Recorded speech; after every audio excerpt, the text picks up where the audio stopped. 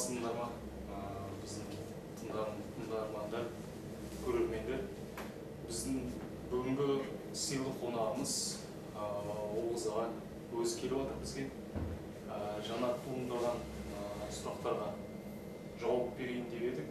Осы Оғыз аға түскен сұрақтарға жауап берсеңіз, қош келдіңіз Оғыз аға. Сізден сұрайын деп едік. Осы интернет желісінде бізде сұрақтар туындап жатыр. Кейбіреулер айтады, мүмкін Оғыз аға әуересте мас болған күйінде басқа жала жауып жатыр. Сондықтан бірнеше біздің көрермендерге жауап берсеңіз қалай ойлайсыз? Мен шынымды айтсам, мұндайды мен күткен жоқпын Эйр Астана компаниясынан. Себебі қазақ елі оянып шола жатқанда өздері де Қазақстанның ұлттық компаниясы ретінде кішкене артқа қадам басу керек деп ойлаймын. Себебі бұл жерде шындық бар, видео бар. Бірақ бұлар осындай шындықтан құтылу үшін жала жаба бастады. Мен жеке өміріме шейін кіріп, жаман сөздер айта бастады. Бұл жараспайды, біріншіден. Екіншіден, өтірік айту да жараспайды. Мен мас екенмін. Мас емес екенімді сол видеода мен сөйлегенімден әркім біле алады. Түсіне алады. Содан дағы бұл құтылу үшін айтады ғой, бұл үстел үшені жапқан жоқ деп. Мен бұны қайтып жабады екен. Мен орыс тілін жетік түсінбеймін. Ағылшын тілін түсінбеймін. Екіншіден, бұл бір жағына принцип. Түсінгім келмейді. Себебі бұл жер Қазақстан. Қазақстан дегеніміз бұл тәуелсіз мемлекет. Бұл тәуелсіздіктің бірінші белгісі тілменен болады. Егер сол мемлекеттің тілі, егер мемлекеттік тіл болса, мемлекеттік мекемелерде, жеке мекемелерде егер қолданылып жүрсе, ғана сол елді біз тәуелсіз мемлекет деп айта аламыз. Жарайды, мен үстелшені көтермегенім үшін кінәлі болайын. Бұған қандай қатысы бар? Жарайды, сол үшін маған салынған айыппұлды төлейін. Бұл жерде болып жатқан мәселе ол үстелшені көтермеу мәселесі емес. Бұл жерде тіл мәселесі бар. Мен сол кісілерден қанша жолы мемлекеттік тілде қызмет алғым келгенін айттым. Сіздер де естідіңіздер. Оған шейін де біз көп сөйлестік бұл жөнінде. Мен ешкімге ұрысқан жоқпын. Сол орыс қызметкердің сіз қимыл әрекетін көрдіңіз бе? Мені итеріп, мені түртіп, бірнәрсе қылып, өзі күліп, мені мазақ қылып. Ұялы телефоныңызды тартып алайын. Ұялы телефонды тартып алуға әрекет қылып. Қарасаңыз, бұл қандай қорлық. Бәрібір мен бұл жерде маған жасалған дөрекілік жөнінде айтпаймын. Маған керек жоқ. Бұл жерде тәуелсіз Қазақстанның, қазағымның тілі жөнінде мәселе болып жатыр. Мен шетелдің азаматы ретінде, клиент ретінде, ең бастысы. Клиент ретінде мемлекеттік тілде қызмет алғым келгенін қанша жол айттым. Эйр Астана және сол орыс тілділерде қолдайтындар, қазақ тілін кемсіткісі келетіндер осы мені құтыла алмайды. Бұл жала жабу менен, өтірік айту менен, мен жеке өміріме шейін кіру менен құтыла алмайды. Кешіріп қойсын, бәрі кешіріп қойсын. Алашты астында күн сөнгенше сөнбейміз. Енді Алашты ешкімнің қорлығына бермейміз. Керемет аға, рахмет. Аға, мен сізден бір нәрсе сұрайын деп едім. Осы оқиға болғаннан кейін қанша күн өтсе де, Эйр Астанадан бір жауап келді ме сізге? Ешқандай жауап келген жоқ. Маған жекеше интернет арқылы да жазған жоқ. Ешкім звондаған жоқ. Мен құрметті көрерменге өзімді кішкене таныстырып кетейін. Мен бизнесмен кісі емеспін.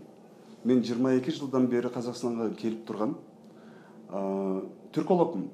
магистратура диссертациямды қазақтың мақал мәтелдері жөнінде қорғадым. Докторантура диссертациямды қазақ тілінің фонетикасы жөнінде қорғадым. Мен филология ғылымдарының докторымын. Бұны мақтану үшін айтып отырған жоқпын. Бұл қазақ тілі мен үшін маңызды нәрсе. Бұл менің жұмысым, бұл менің идеям. Сол үшін мен өзімді Алаштың баласы деп есептеймін. Екіншіден, осылардың бәрін қосқанда менің клиент ретінде, ғалым ретінде, қазақ тілінің грамматикасы деген кітаптың авторы ретінде, қазақ тілінің фонетикасы деген диссертацияның авторы ретінде, түрік бауырыңыз ретінде қазақ тілінде қызмет алуға құқым бар. Бұны егер Астана компаниясы естіп отырған болса, олар құқым жоқ деп айтама. Не дейді? Интернетте көрдім, берген статьяларға берген жауаптерінде тағы бір өтірікті қосып айтыпты. Бұл кісіге 3 тілде қызмет көрсетілді деп айтыпты. Ондай болған жоқ. Ондай болғанда мен жынты емеспін ғой. Неге бұнда шу шығару керек? Неге? Сол видео бейне жазбада сіздерді көріп отырсыздар. Сол кісі маған қазақша сөйлеп тұрған жоқ. Маған қазақша ешкім қызмет көрсеткен емес сол күні. Бұндай өтірікті қою дұрыс деп ойлаймын. Мен тағы да айтып кетейін дедім. Оғыз аға кейбір айтады, мүмкін орысша біледі, орысша білмейді.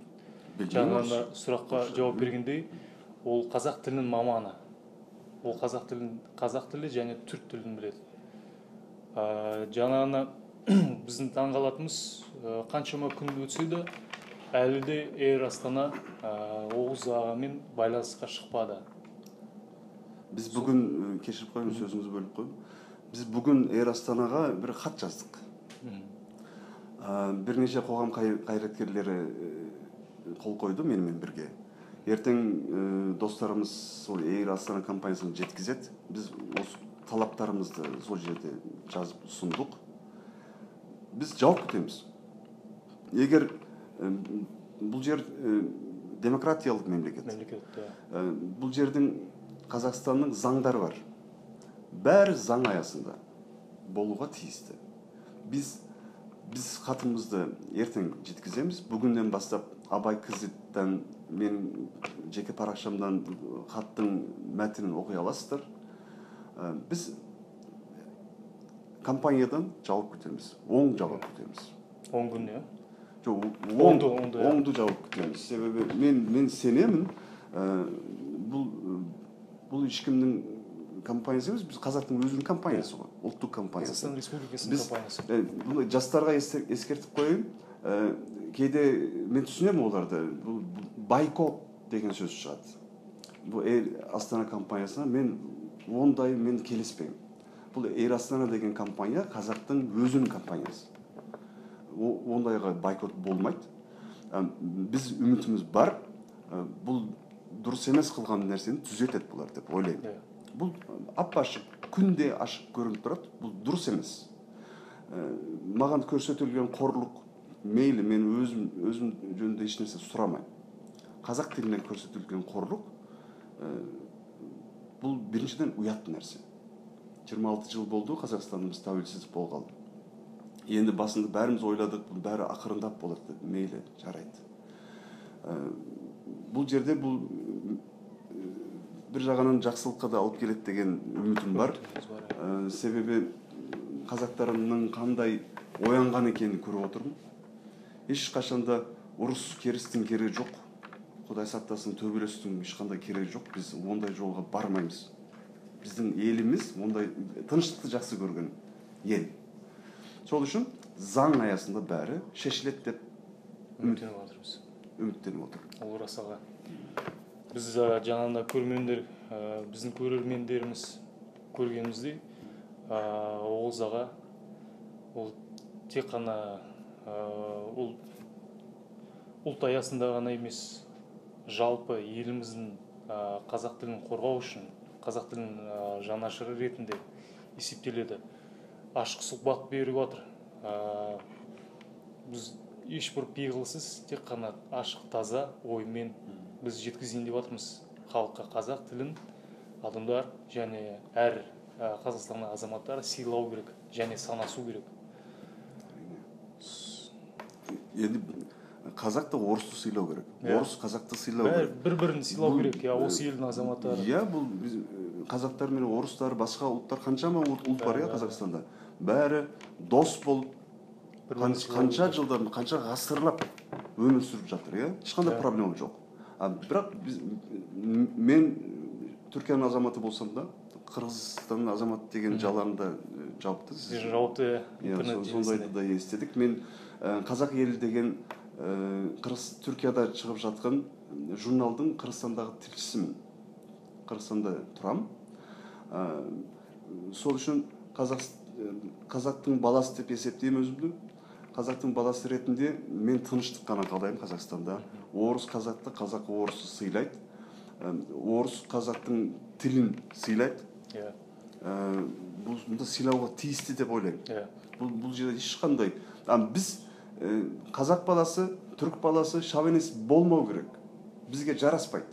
Бірақ біз шовинист емеспіз. Бірақ біз шовинистерге қарсы күресуге міндеттіміз. Бұндай Қазақстанда алаш жұртында мұндай шовинизмге баратындай нәрселерге жол. Жаңағына Оғыз ағаман өз визиткасын беріп жатыр, карт көріп тұр. Оғыз аға Қырғызстан елінде қазақ елі журналының Қырғызстанда тілшісі бізге келіп ашық сұхбат беріп жатыр. Түсіндірме бүкіл біздің көрермендер түсінсін, көрсін. Біздің ағамыз ешбір жаман мақсатпен немесе оймен бұл жағдай жасалмады. Біз Оғыз ағаға келген үшін рахметімізді айтып жатырмыз. Және сіздің қазақ еліне, біздің көрермендерімізге тағы бір сөз айтсаңыз. Мен шынымды айтсам, қазақ елімен мен мектеп кезінде, кішкентай кезімде Мағжан Жұмабаев өлеңдері арқылы таныстым.